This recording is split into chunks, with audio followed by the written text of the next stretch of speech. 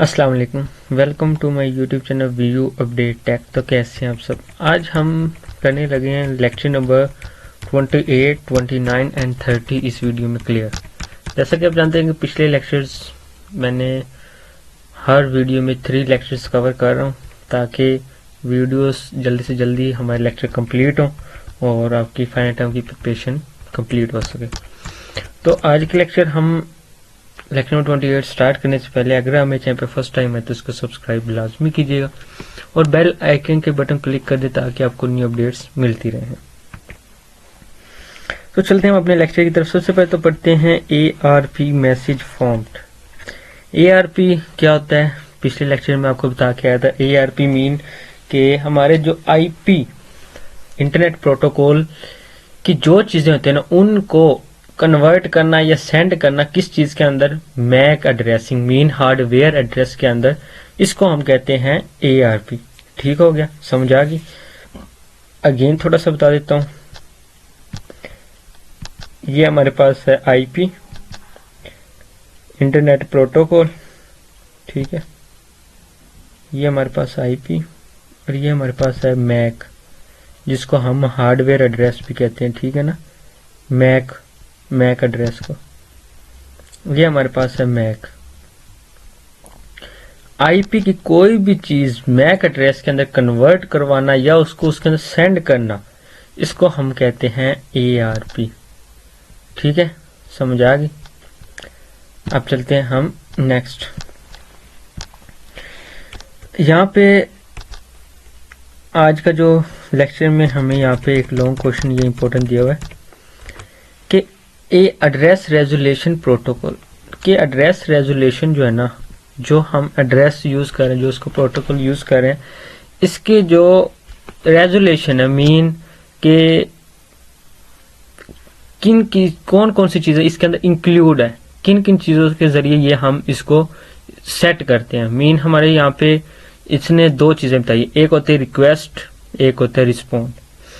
अब रिक्वेस्ट और रिस्पॉन्ड का तो आपको वैसे भी पता होगा क्योंकि आप अगर व्हाट्सएप यूजर हैं या कोई भी हैं, आप इस टाइम पे इस एज में है कि आपको पता होगा रिक्वेस्ट किसे कहते हैं, रिस्पॉन्स किसे कहते हैं। रिक्वेस्ट किसी से हम रिक्वेस्ट करते हैं कि प्लीज यार ये कर दो, जैसे मैं आपसे रिक्वेस्ट करता हूँ प्लीज यार मेरे चैनल को सब्सक्राइब कर दो। रिस्पॉन्स, अब आपका रिस्पॉन्स आया, आपने उसको सब्सक्राइब कर दिया। मैं कहता हूँ कि प्लीज मेरे चैनल को सब्सक्राइब करो और मुझे कमेंट में बता के जाओ।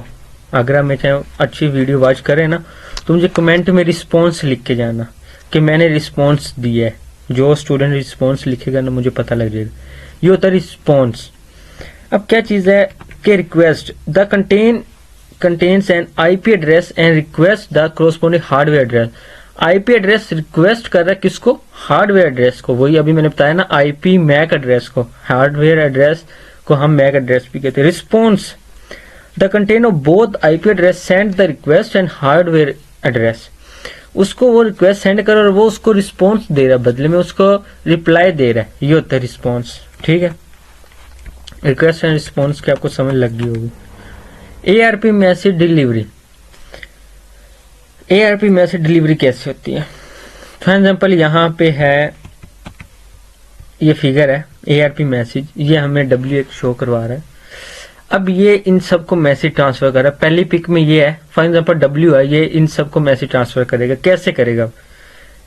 ये फर्स्ट फिगर आ गया, मैं यहाँ से ये ऑन कर लेता हूँ। ये अब इन सबको सेंड करेगा, ये आ गया फर्स्ट फिगर, ठीक है। सेकंड फिगर में क्या किया उसने इसको मैसेज सेंड किया, इसको किया, फिर इसने इसको किया, फिर यहाँ से इसने इसको किया, फिर यहाँ से इसने मीन आगे अगर फर्दर कोई भी आती जाएंगे उनको सेंड करता रहेगा।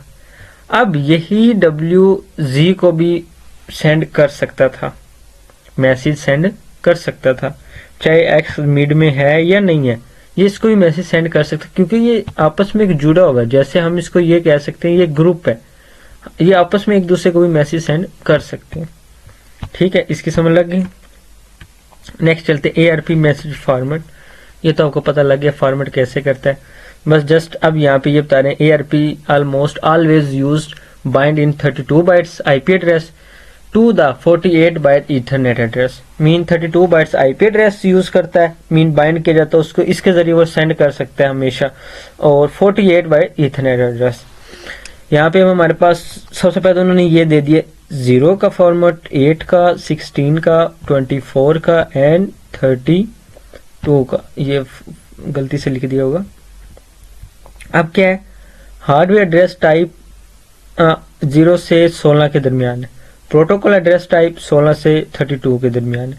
मीन ये अलग अलग है, ये आपने देख लेना, ठीक है, वीडियो काफी लेंथी हो जाएगी। नेक्स्ट चलते हैं, sending an ARP message. Sending आपको समझ लग गई, मैंने जैसे आपको बताया कि वो उसको कैसे सेंड करते हैं एक दूसरे को मैसेज।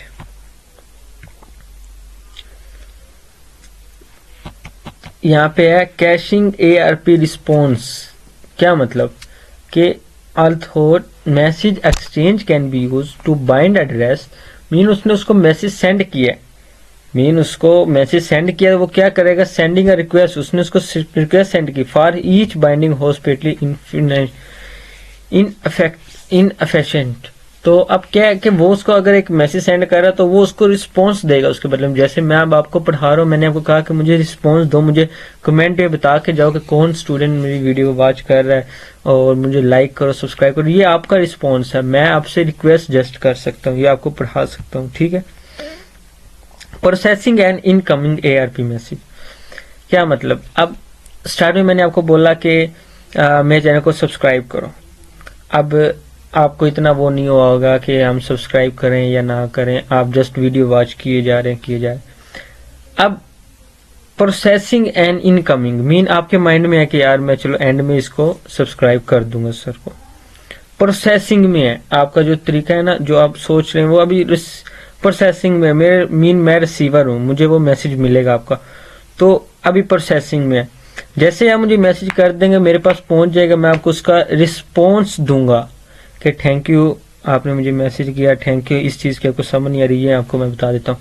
तो ये चीज होता है processing incoming ARP response.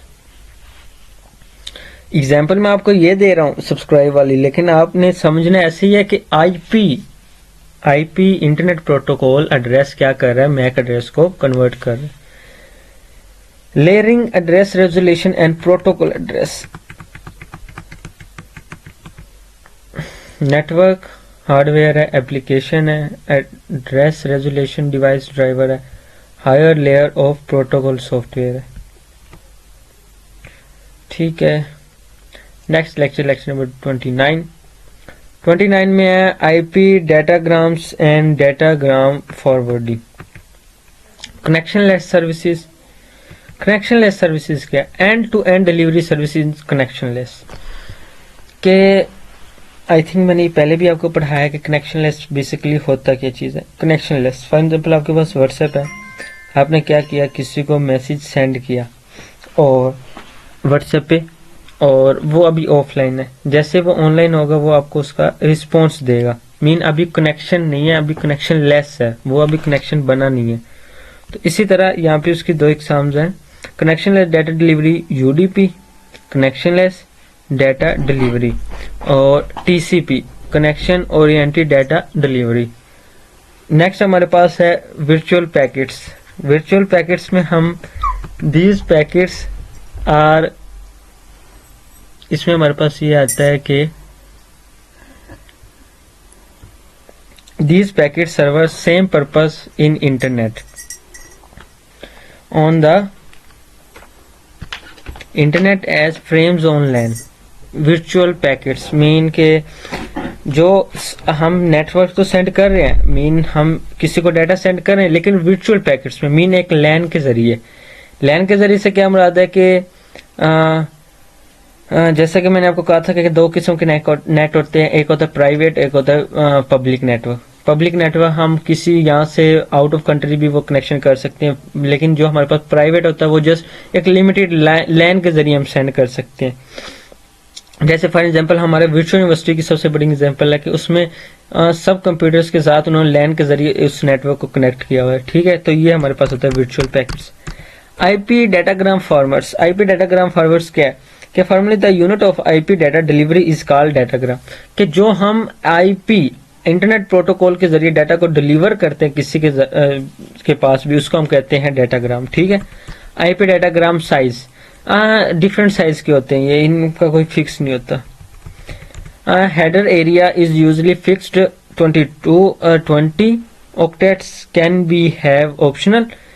Data area can contain between 1 octet and 65.535 octets। ठीक है। फॉरवर्डिंग डाटाग्राम्स, सबसे पहले तो ये आपको, जैसे हम पिछले लेक्चर में पढ़ रहे हैं ना कि आईपी डाटा अब वो सेंड करता था उसको मैक एड्रेस को, अब क्या कर रहा है, उसको फॉरवर्ड कर रहा है। ठीक है ना, ये आपने समझना इस चीज को।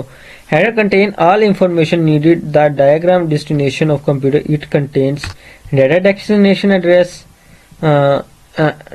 Address, source address, identifier and other delivery information. ठीक है।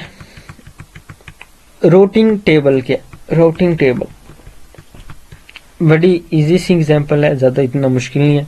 The routing table list of destination network next loop for each destination, के ये नेट 1 है, ये इसके साथ कनेक्ट है, ये इसके साथ कनेक्ट है, ये इसके साथ कनेक्ट है। अब क्या यहाँ पे ये आप पढ़ेंगे ना आपको समझ आ जाएगी। डेस्टिनेशन ये सारे नेट 1, नेट 2, नेट 3, नेट। अब वो क्या कह रहा है, नेट 1 R1, नेट 1 R1 के साथ कनेक्ट है। Net 2 delivery direct, but net 1 deliver direct कर रहे नेट 2 को, and net 3 delivery direct, net 2 deliver कर रहे नेट 3 को। नेट 4 R3 उसको सेंड कर रहा है डाटा। इसी तरह यहाँ पे बी नंबर पे हमें एक और दी गई है, ये वाली। इसमें अब आप देखें, ये हमें दी गई है, सबसे पहले हमें ये दी गई है, ये हमने यहाँ पे लिख ली। ठीक है, ठीक है, लिख ली। फिर उसके बाद ये लिख ली, ये वाली, फिर ये वाली लिख ली। ठीक है, फिर ये वाली। ठीक है। अब हमने इनका मास्क निकाला और नेक्स्ट लूप मीन किसका किसके साथ कनेक्ट है, और इनका इसको क्या कहते थे, आई थिंक बाइनरी से हम इसको मैक एड्रेस इसका क्या है, तो हमने ये इसका देखा। ठीक है, तो इस तरह हमने कर लेना है। Address mask, IP datagram and next loop address, ये आपको मैंने समझा दिया। बेस्ट एफर्ट डिलीवरी हमारे पास यही है कि आईपी प्रोवाइड्स करे सर्विसेज को equivalent to LAN, it does not guarantee to prevent duplicate datagrams and out of the other delivery corruptions of the data diagram is loss. ठीक है, नेक्स्ट चलते हैं lecture number 30, IP encapsulation, fragmentation and reassembly. IP encapsulation, सबसे पहले तो आपको पता होना चाहिए एनकैप्सुलेशन क्या होता है। एनकैप्सुलेशन फॉर एग्जांपल, आप कभी ना कभी डॉक्टर के गए होंगे, आपने कैप्सूल का आपको पता होगा, कैप्सूल अक्सर डॉक्टर देते हैं, ये कैप्सूल ले लो, ये आपने खाना है। अब कैप्सूल के अंदर कभी आपने देखा क्या चीजें होती है? नहीं, क्योंकि उसके अंदर जो चीजें वो हाइडिंग है। एनकैप्सुलेशन से मुराद यही है कि मैं आपको एक एग्जांपल दे रहा हूं, कैप्सूल, एनकैप्सूल मीन उसके अंदर जो इंफॉर्मेशन हाइडिंग है ना, उसको हम कहते हैं एनकैप्सुलेशन। ठीक हो गया। IP internet protocol encapsulation, fragmentation and reassembly, ये ऊपर मैंने आपको समझाया था। ठीक है, यहाँ पे अब हमारे पास वेयर शो आईपी ये आ गया, ये इनके एड्रेसेस आ गए, ये आपने देख लेना है। ठीक है, अब हमने क्या करना है, IP datagram option. IP datagram option क्या है? Several option can be added I per header, record route, source route and timestamp के आईपी डाटाग्राम जो ऑप्शन है ना हमारे पास, उसमें हमें ये ऑप्शंस दिए गए। Header with no option of H, जैसे कि ये आप देखें कि datagram transmission and frames, IP internet layer, जो हम डाटा ट्रांसमिशन कर रहे हैं, ट्रांसमिट कर रहे हैं दूसरे फ्रेम्स को, एंड फ्रेम्स वो हम क्या करें आईपी इंटरनेट लेयर के जरिए। It constant datagram determines next hoop and heads to network interface layer. Network interface layer has following task. It binds next hoop address to hardware address and prepare datagram. यहाँ पे बात क्या करें, वो कह रहे हैं कि हम जो डाटाग्राम को ट्रांसमिट करते हैं इन और फ्रेम्स के जरिए, तो वो हम किस तरह उसको बाइंड करते हैं, किस तरह सेंड कर रहे हैं, ये सारी चीजें।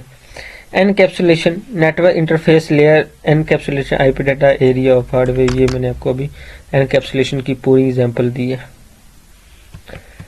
ये देखें, अब आपके पास नेट 1 नेट 2 नेट 3 है, रूटर 1 रूटर 2 हेडर है, ये datagram destination host, MTU maximum transmission unit. Every hardware technology specification include, जो भी हमारे पास हार्डवेयर की टेक्नोलॉजी है ना, उसकी स्पेसिफिकेशन उसके अंदर इंक्लूड होती है। Definition of the maximum size of the frame data area which is called maximum transmission unit. क्या मतलब, हम हार्डवेयर चेक करते हैं, हम अपने अभी मेरे लैपटॉप की स्पेसिफिकेशन क्या है, आपके लैपटॉप की क्या है, आपके पास कंप्यूटर है, आपके पास मोबाइल है, उसकी स्पेसिफिकेशन क्या है। मैक्सिमम ट्रांसमिशन यूनिट मीन अगर ज्यादा से ज्यादा डाटा फ्रेम एरिया साइज उसको सेंड कर सके, उसको हम कहते हैं मैक्सिमम ट्रांसमिशन यूनिट। ठीक हो गया, MTU एंड हेटेरोजेनियस नेटवर्क। ठीक हो गया। नेक्स्ट अब हम देखते हैं fragmentation. Router direct diagram large T of the network MTU and then splits into size and is smaller than the outer board network MTU.